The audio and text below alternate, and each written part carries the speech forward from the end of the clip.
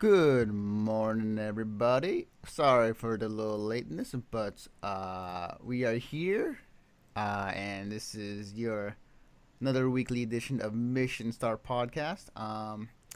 Now I am joined by somebody who I'm not sure if he wants to be mysterious or not. I feel like I'm talking to Dr. Claw from Inspector Gadget, but joining us today as I put on some music.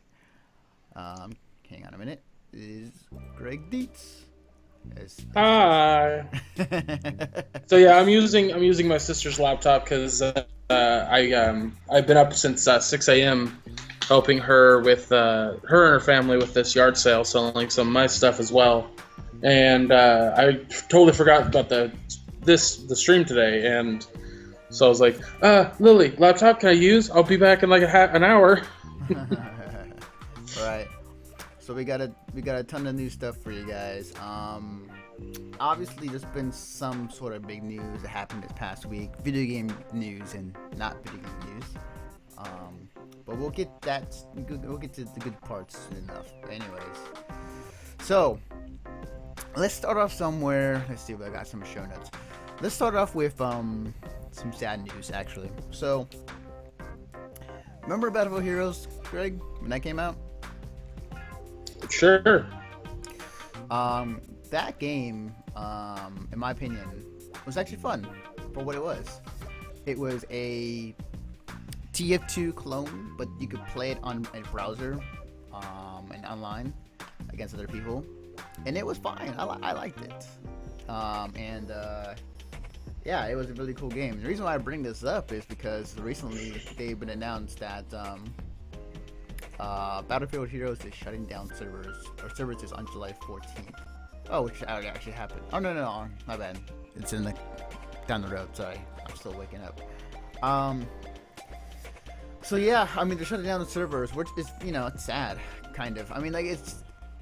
I get that people probably were not playing it as much, but that game I feel was pretty good, and it's sad to see that it's shutting down its services.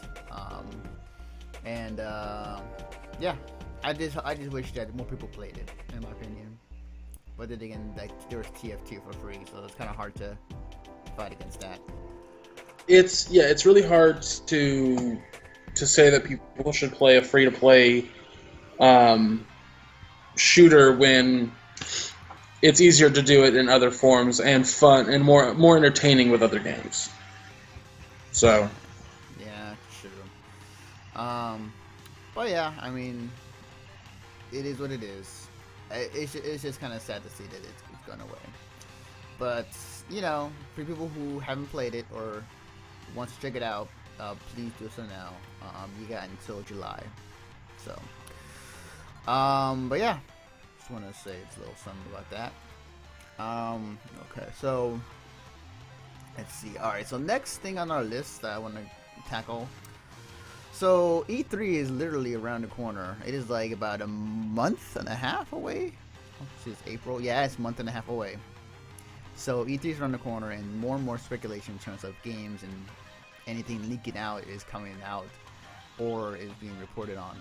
One of which, ew, we don't want things leaking. one of which, it's Bethesda sent out an invite, an E3 invite released to the press. Characters from Doom, Wolfenstein, Elder Scrolls, Dishonored, Evil Within appeared. Meanwhile, there's no fallout in the picture, and the picture I'm talking about I'll actually bring it up Eh, on my end. I'd rather see what the hell you're looking at. Sure, as soon as I load it up. Sure. But yeah, so I saw the picture a minute ago, and then I was thinking to myself, I mean, obviously you can't go off of the picture, of what they're gonna show. It's too far fetched to believe, or like too not far fetched, but like just kind of. I don't know. It's a bit like it's a bit kind of going overboard to really speculate anything. But okay, so here's the picture. you know, it has its picture of basically a movie theater with several characters from several games. You see VT Blastoise back there. You see the Cyber Demon from Doom right there, right behind the picture of you. And there's other characters in the background you see. Now, maybe you know, maybe they don't have anything for maybe they don't have anything for the show for the new Fallout, or maybe they don't even make one. I don't know. It's very hard to tell just judging off an image, but speculation per se, you know, it could happen. Well, I think that there's also the reason that all of this stuff is in the picture. You know, Doom, Wolfenstein, Elder Scrolls Dishonored, all the stuff that you were talking about, and no Fallout is exactly for the reason that everyone thinks it is because this is all hints and clues to what they're presenting at the E3 showcase. Yeah, that is true. That's very true. I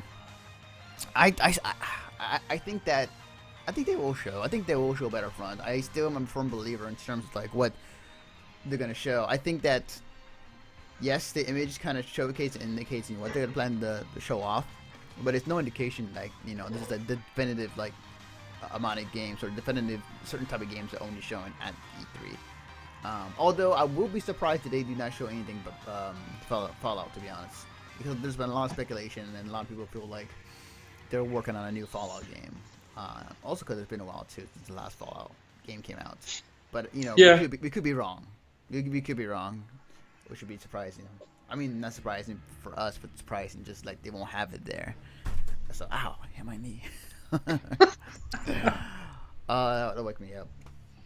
Oh man, but we'll see. I mean, like again, freaking E3 is around the corner. Jesus. Yeah, So, good lord. man, it's exciting, but at the same time, I'm just like, I'm gonna see a lot of stress in my eyes when that shit happens. Concerning the website per se, not like stress of like what's gonna be shown, just like all this content we put up on the site. It's like breaking news: Half-Life 3 was announced. Oh shit. So, God, I wish for that, man. I so do. But anyways, yeah, we'll wait and see. There's nothing much to per se. I will say though, out of those games that they kind of showed off, I am ready to see some more Doom. I'm excited for that. Here's the thing: is like the games that you've listed up top. I'm not huge fans of. I respect the games by a lot of measures, but like Elder Scrolls and Fallout, for example, they were games that were too. They were very overwhelming for me. And Wolfenstein became that actually.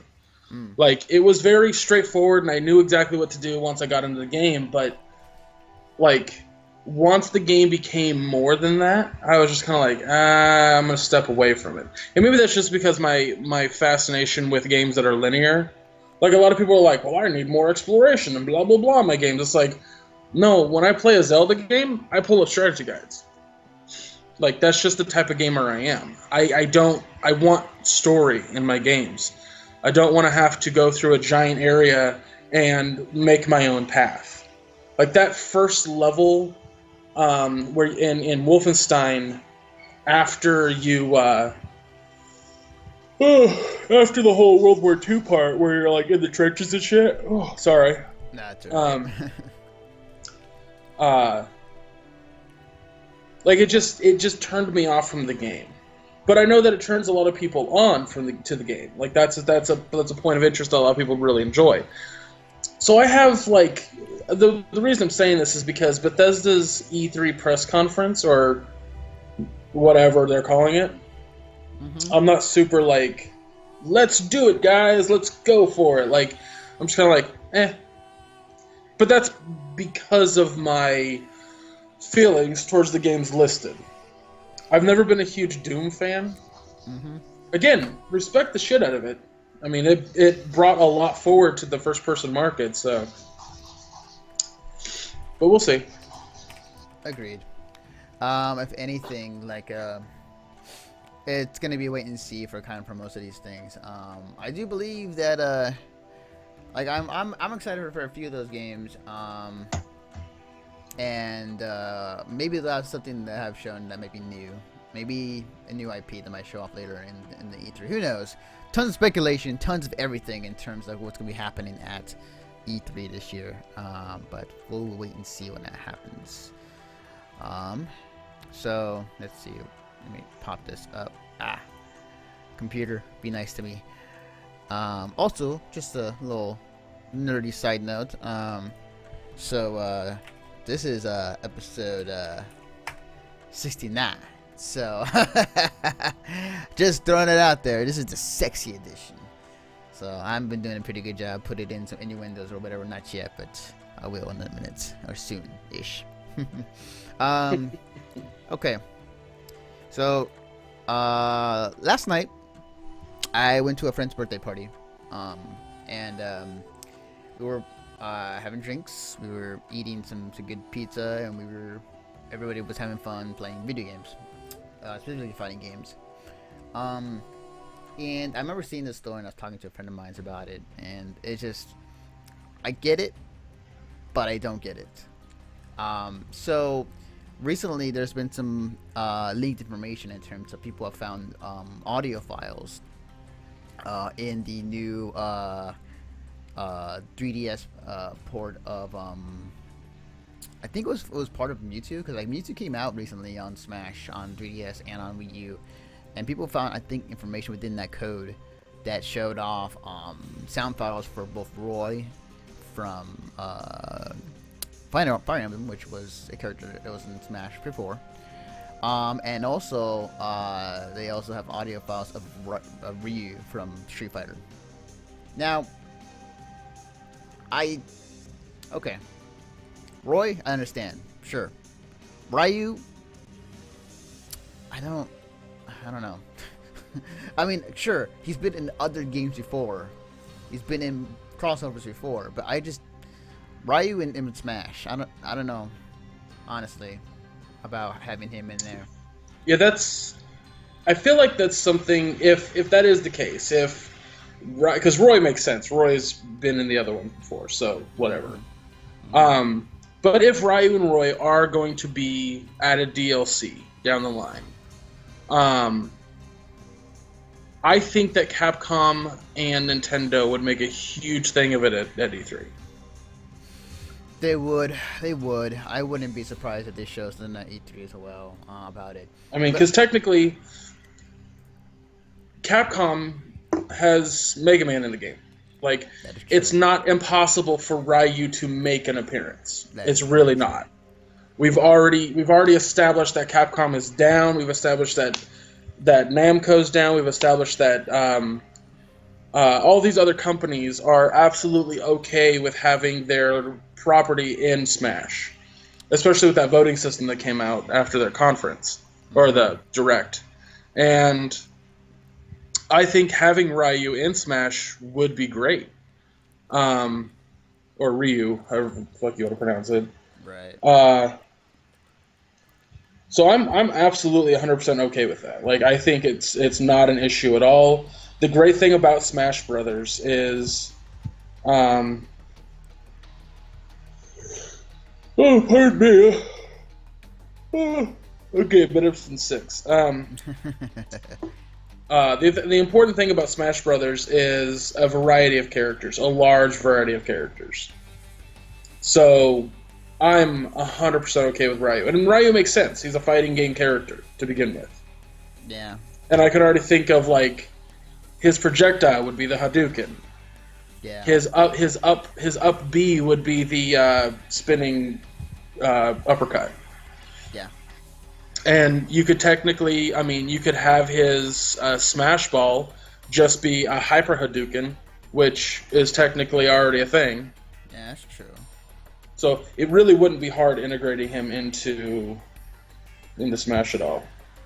You know, it's funny, if he does get into Smash, you know what's funny is, like, I think in a way, like, people who have played Street Fighter can use him as a Street Fighter character. Now I think about it, can you imagine somebody like Daigo using Ryu in Smash and just like, you know, playing footsies with everybody with them. It's like, I'm gonna, you know, I'm gonna hit you with, this up B or this like, this tilt A. So like, it could happen. The only problem with that is like there's it's not stick unless you found a converter to make it work. But here's the thing. I don't think you would play as Ryu the same way you'd play him in Street Fighter. Yeah, there's no way. You have to play him like he's in Smash. Yeah. No, I get what you're saying. That's complicated considering people who are going to pick him up are going to try to play as him, like they're going to try to do the down forward whatever attack to do the Hadouken. Like that's just going to be natural. Well, you're going to have to get over that.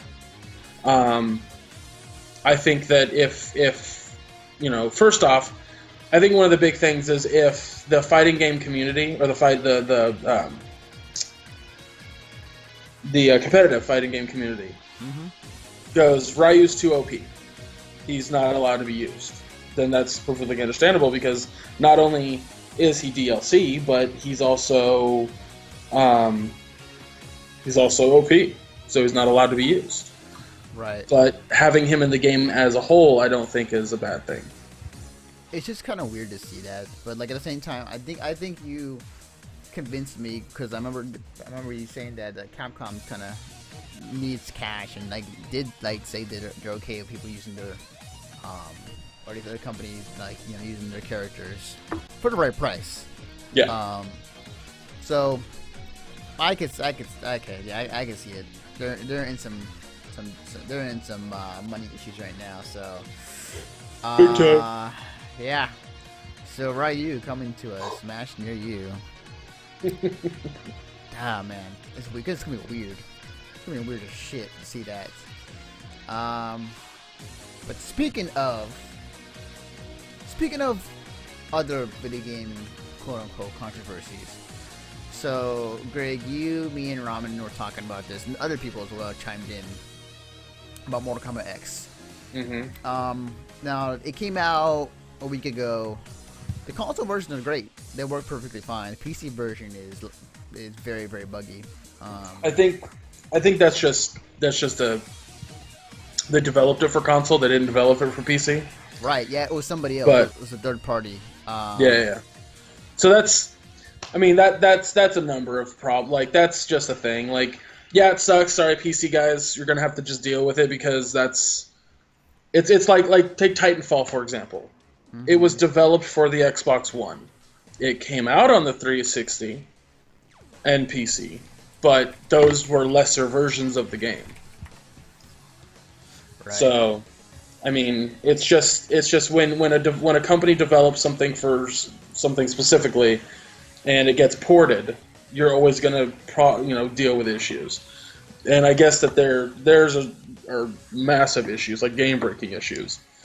And they've announced that they will fix it. But yeah, I mean, it is what it is. Nothing else to say to that. Yeah, it is what it is. Like there's nothing much you can say. It sucks. Don't get me wrong, and it shouldn't happen. But I think the real kind of, and I was talking about Brett about this too. I think the real controversy in all of this in the PC port, or not the PC port, but in the whole MKX thing, is that there are microtransactions for some things in the game that if you wish to do so, you can do it. People arguing like, this is not the greatest. Why are you encouraging, companies like NetherRealm to nickel and dime you for things that should have been nickel and dime in the first place? Let me explain something right off the bat, because this is something that irritates the shit out of me. If a company decides to have a microtransaction that does not alter the game, so what? Now, people like to sit there and lump all of one thing into one category. All microtransactions are bad. Well, that's a stupid thought. That would be like saying all fighting games are the same. They're not. Not by a long shot. So why are you going to lump all microtransactions into the same thing? Sure, there are examples of microtransactions being bad.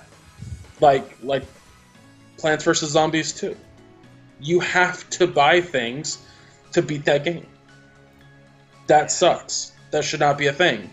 But if I go and play Plants vs. Zombies Garden Warfare, and I can spend real-world money to buy those packs, so I don't have to, and it doesn't change the game. It doesn't alter anything in the game, because other people could be playing it a shit ton and earn enough money to buy those same things that I have. It's not something that is absolutely necessary to say, oh, they shouldn't have these microtransactions for easy fatalities. Because let me explain something. Fatalities are an after you've already fucking lost or won sort of thing. Yeah. The microtransactions for Mortal Kombat X are not necessary to get upset about, or get excited about, for that matter. They are literally easy fatalities. Agreed. And you can earn them in the game itself. Yeah. I just got one the other day, just walking through the crypt. So, if people want to sit there and complain that microtransactions are a bad thing, or DLC is a bad thing, you need to start looking at DLC and microtransactions on a game-to-game basis. You cannot sit there and say all DLC is bad. Mm-hmm. Because there are examples of DLC being very good. Mm-hmm. This is the same argument I had with fucking Evolve. People wanted to demean it because all they read was 42 pieces of DLC. That's all they read. Day one. They didn't want to see what the DLC was. They didn't want to look into why the DLC was day one. They just simply saw day one DLC and got angry. Yeah, and here's the thing too. The other thing about this just kind of irks me. It's like, it's not required for anybody to pay for these fatalities. You can choose to not to do it. You can choose to just do it in the game. The game is not restricting you to say, like, it's not saying you can't perform this fatality unless you pay a certain amount of dollars. Then I would say, okay, that's going. No, yeah, they're not saying that at all. They're literally saying, do you want to do this fatality by pressing 5 buttons, or do you want to do this fatality by pressing up and B? Mm-hmm. That's literally the difference. It's the difference between a series of buttons versus one. Yeah. So, I guess I get why the people are mad, but at the same time, it's like, it's not even worth really anybody's time to be mad about, in my opinion. No, because people the reason that people are mad is because here's why people get mad about something like this. They love a franchise like Mortal Kombat. They love it. They're like, this is awesome. I've been looking forward to this. This is fantastic. And then something like microtransactions gets thrown into it, and they immediately demonize it because they don't want that sacred cow to be chopped up into steaks. And that's how they're seeing it. But what they're not seeing is that their sacred cow is not fucking sacred, and stop making it sacred, for one. Whenever you take something and you put it on a pedestal, you're blind to its faults. Yeah. Sorry, go ahead. I was saying, and when that happens, you don't, like, because you put it on a pedestal, and somebody goes, that looks weird on there, like that, there's a thing in that looks bizarre, your immediate response is to get angry. Well, I'm not gonna lie, paying money to do easy fatalities is a tremendous waste of money. In no way, shape, or form should anyone buy that. But it's not my money. Mm-hmm. And it also doesn't make or break the game. Mm-hmm. But this is looking at it from from the game's basis. But that's not what people are saying. That's not at all what they're saying. And I get angry at that. I take great offense to that, because you don't know how much the game costs to make. Selling it for $60 a pop, they might not make their money back. They might actually lose money on this game. Yeah, that's very true. Granted, it's the best-selling Mortal Kombat ever. Yes. It doesn't constitute that it will do well. That does not mean anything. Mm-hmm. So they might lose money on it. And to hopefully rectify the cost of that, getting a few people to buy easy fatalities. Yeah. And like just to kind of clarify what other microtransactions that this game is doing. Also, if you decide to say, because there's a mini game in the game called The Crypt, where it's a first-person kind of viewpoint, and you're walking around. A lot of Mortal Kombats have had The Crypt. Yeah, and yeah, definitely, and I think it's kind of cool. It's kind of Zelda-esque in a way, but you're kind of going around and you're unlocking like fan art or concept art or videos from previous Mortal Kombat games. Or unlocking fatalities. Yes, pretty much. And yeah, like if you want to, you can pay $20 to unlock everything for the game. On top of what you should pay for. And the thing is, though, like again, like I said, it is not required. But here's something I do agree on the viewpoint is that if you put microtransactions to this game, but also like there's been others as well who've done it. Dead Space 2 and 3, notably. I think it was Dead Space 3. I think it was notably he did it. You're allowing the consumer who buy these games and who are buying these microtransactions are saying like it's okay for you to put these in the game, which may lead into like something more down the road, whether it be just the same thing as before, or it could lead into other possible microtransactions that may. Let me tell you why that's a stupid thought. Let me tell you why that's a null and void argument. Okay. If that exact same argument is used on welfare, well, if you don't regulate it the way that I think you should, then that person over there who gets welfare is just going to go buy lobsters and steaks with their welfare money, the tax money that I pay. That's how they're going to use it. So you need to regulate everybody. That's a dumb fucking argument. One bad egg out of the bunch doesn't ruin the other 11 eggs. Does it? Yeah, it doesn't. It doesn't. A good point. I get what I get what they're saying, though. Of course, we get what they're saying. I mean, it's not a complicated thought. It's just the logic behind it is deeply flawed. To sit there and say, oh well, if we are okay with this and we support it, then other games will just do it. Well, fine, let the other games do it. But base it on it's a base to base situation. If somebody comes into a store and they steal something off the shelf, the store doesn't need to all of a sudden take all of those and put them in a case because of that one guy. Mm-hmm. That's overkill. That's unnecessary. And that's exactly what the gaming community is doing. Is like, well, all microtransactions are bad because this one game did it incorrectly. Right. I hear you. I think what they're fearing is that this may become more of a trend to the point where like every other game may end up having to say like if you want to basically win this game, you must pay some amount of dollars. So here's how people can fight this, because it's much like with voting, right? Agreed. You go, I don't like how you handle your business. I don't like how you're dealing with your microtransactions in your DLC, so I'm not going to buy your game. That's how you handle it. Going online and going, I hate things, blah, blah, blah, blah, blah, is not how you handle it. Yeah. Lumping everything into one ball of hate is not how you handle it. Yeah. And I don't care if it's gaming, movies, TV shows, politics, religion. Stop lumping shit together. Period. Mm-hmm. And the thing about it is like it's much in the same way, and I agree. Like if gamers want to vote with their dollars, then don't buy the game. Simple as that.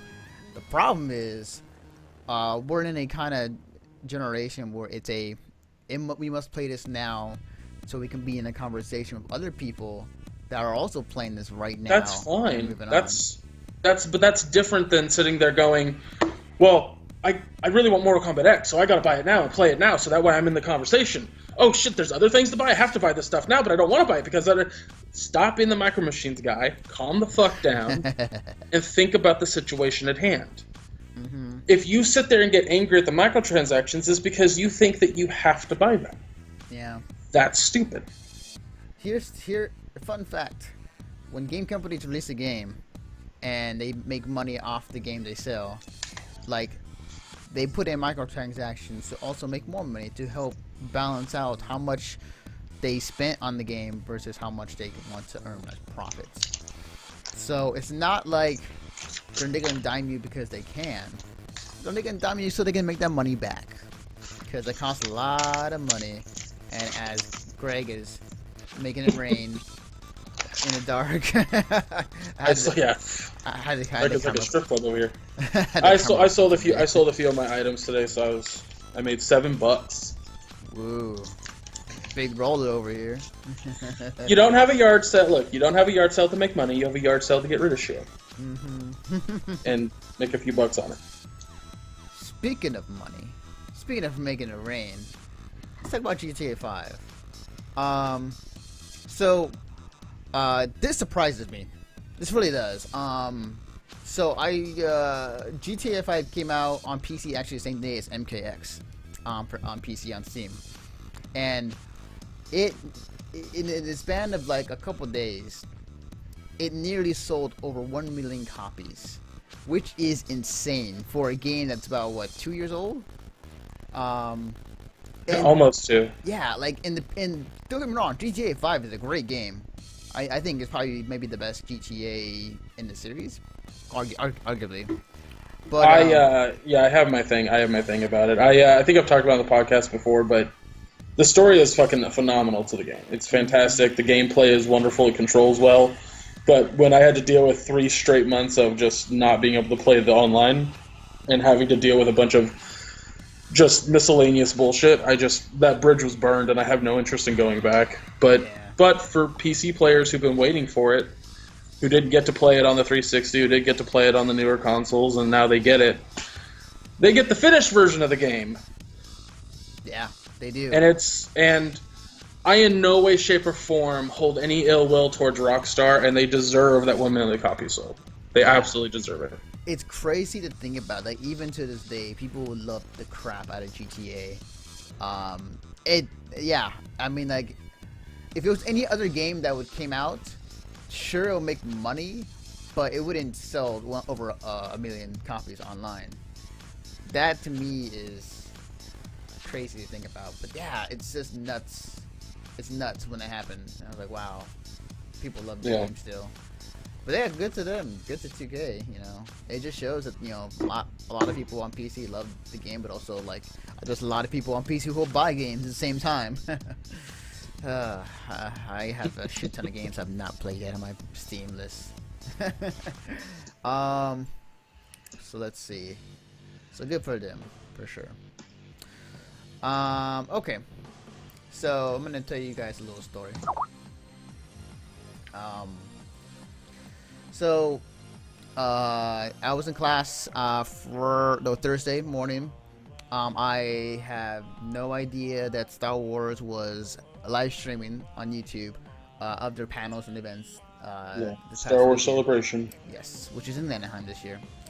So then I popped in because I saw the tweet about it, and you know, it was showing off the new Star Wars trailer and everything else, and it was a great moment, and I was in my seat. Because the problem is, like, I was in the front row in my class. And, like, I had my laptop up, and I was half paying attention to my teacher and half paying attention to, you know, the what's going on screen. And I was trying to contain myself and not trying to make it too obvious. Also, if my teacher's watching this, I'm sorry.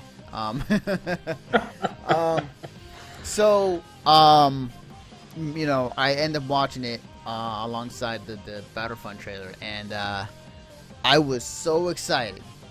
Like, the past 24 hours for me has been great. Yeah, Battlefront was shown off and that game looks really fucking good. It's whenever I was playing Battlefield, my buddies and I were like, why isn't this just Star Wars? Because it could. I mean, it's not fucking rocket science here. I mean, we have giant fucking battles consistently in the Star Wars universe. Mm-hmm. We've played 2 other games that had the same fucking thing. Mm-hmm. The Battlefront series was not a complicated process to make into a fucking game that people would love. Yeah. Now, the downside... Now, the trailer's awesome. The trailer that they showed, the cinematic one, and then they showed the gameplay, and it's just... If this was my penis, it's... it's... Oh, yeah. I'm vastly excited for this game.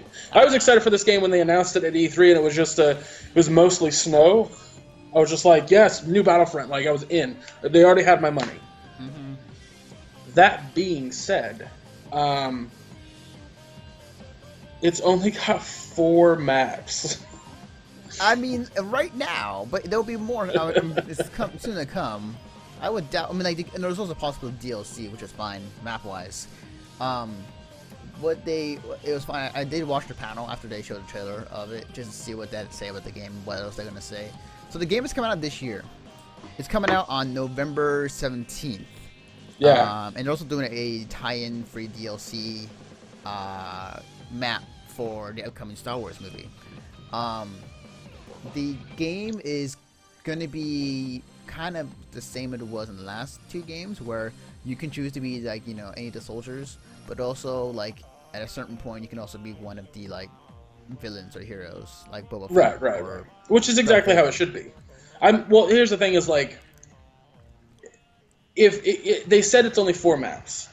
Now I'm okay with 4 maps because we definitely got Endor, we got Hoth, mm-hmm. or is it No, yeah, it's Endor, Hoth, and not Tatooine. Oh my god. They got the DLC for sure is Jakar. It's a new planet. Yeah.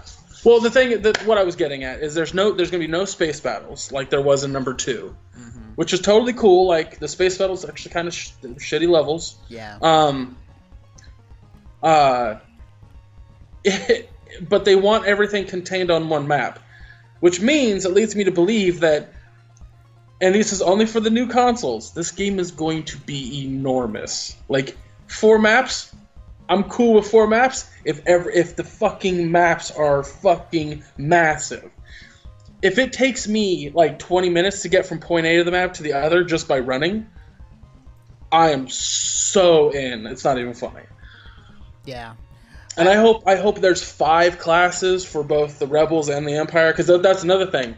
No pre-trilogy or no new trilogy stuff. It's all old trilogy. Mm-hmm. The thing about it here's the thing. I enjoyed the last Battlefront games, but I personally would have liked to see it focus more on the soldiers than having these iconic heroes and villains in the game. Did you ever play Battlefront 2? I did. And here's my opinion though, is that I felt like people who used them were the characters themselves were a little OP, and that they're supposed to be. It's basically like getting a kill streak.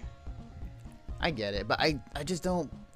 I like the reward, and I'll explain why. Now, in Battlefront 2, if a player was running around as a hero, they only stopped playing as a hero when the hero died, or villain, whatever the fuck you want to call it.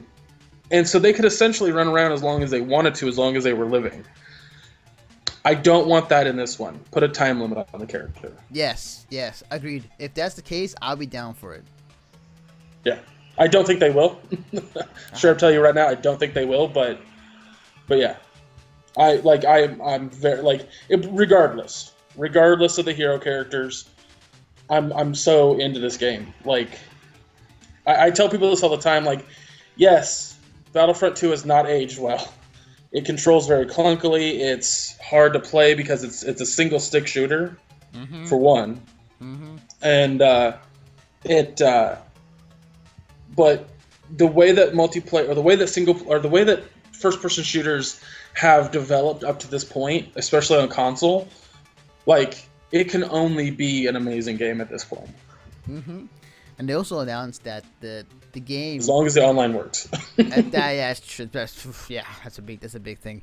Knowing EA and DICE. But what I say, like the other cool thing they added in the game is like you can choose between first person or third person mode, for your game, which is cool. You know, you can have best of both worlds, or you know, you choose one or the other. So yeah, the game looks good. I really wish I could see just actual gameplay footage. I mean, what they showed was in game. I get it, and they're assets from the game, but they were done in a more cinematic style. But I want to see like an overlay or a HUD, and like just somebody playing the game. I want to see that.